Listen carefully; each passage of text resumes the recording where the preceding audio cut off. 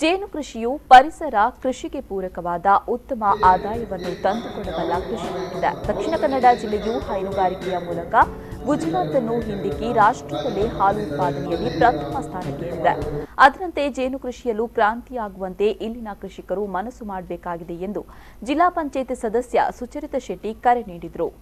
ದಕ್ಷಿಣ ಕನ್ನಡ ಜಿಲ್ಲಾ ಪಂಚಾಯತ್ ತೋಟಗಾರಿಕಾ ಇಲಾಖೆ, ಮೂಡಬಿದಿರೆ ಸಹಕಾರಿ ಸೇವಾ ಬ್ಯಾಂಕ್, ಕೃಷಿ ವಿಚಾರ ವಿನಿಮಯ ಕೇಂದ್ರ ಇವುಗಳ ಜಂಟಿ ಆಶ್ರಯದಲ್ಲಿ ಬ್ಯಾಂಕ್ನ ಕಲ್ಪವೃಕ್ಷ ಸಭಾಭವನದಲ್ಲಿ ನಡೆದ ಜೇನು ಕೃಷಿ ಕಾರ್ಯಾಗಾರವನ್ನು ಉದ್ಘಾಟಿಸಿ ಅವರು ಮಾತನಾಡಿದರು.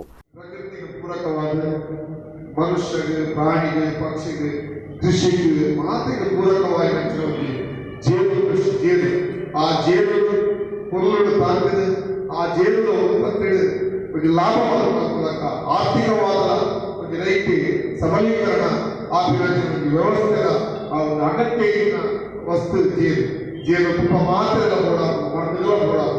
ಐದು ಪ್ರಕೃತಿ ಕೆಲಸ ಬೇರೆ ಪುತ್ತೂರು ಸುಳ್ಯ ಭಾಗಗಳು ಎಡ್ಡೆ ಕೃಷಿಕರು ಕೃಷಿ ಗುತ್ತಿಗೆಗಳ ಗ್ರಾಮದಲ್ಲಿನ ಸನ್ಮಾನ ಮಾಡಿದ್ದಾರೆ.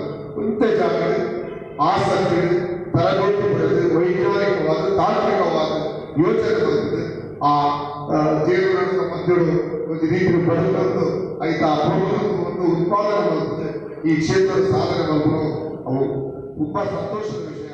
ಎಂಸಿಎಸ್ ಬ್ಯಾಂಕ್ ಉಪಾಧ್ಯಕ್ಷ ಎಂ ಬಾಹುಬಲಿ ಪ್ರಸಾದ್ ಅಧ್ಯಕ್ಷತೆ ವಹಿಸಿದರು. ಅತಿಥಿಗಳಿಗೆ ಜೇನು ಬಾಟಲಿಗಳನ್ನೇ ಸ್ಮರಣಿಕೆಯಾಗಿ ನೀಡಲಾಯಿತು. ಇಲಾಖೆಯ ಅಧಿಕಾರಿಗಳಾದ ಯುಗೇಂದ್ರ, ಜೇನು ತಜ್ಞ ಪ್ರವೀಣ್, ಕೃಷಿ ವಿಚಾರ ವಿನಿಮಯ ಕೇಂದ್ರದ ಮಾಜಿ ಅಧ್ಯಕ್ಷ ರಾಜವರ್ಮ ಮತ್ತಿತರರು ಉಪಸ್ಥಿತರಿದ್ದರು.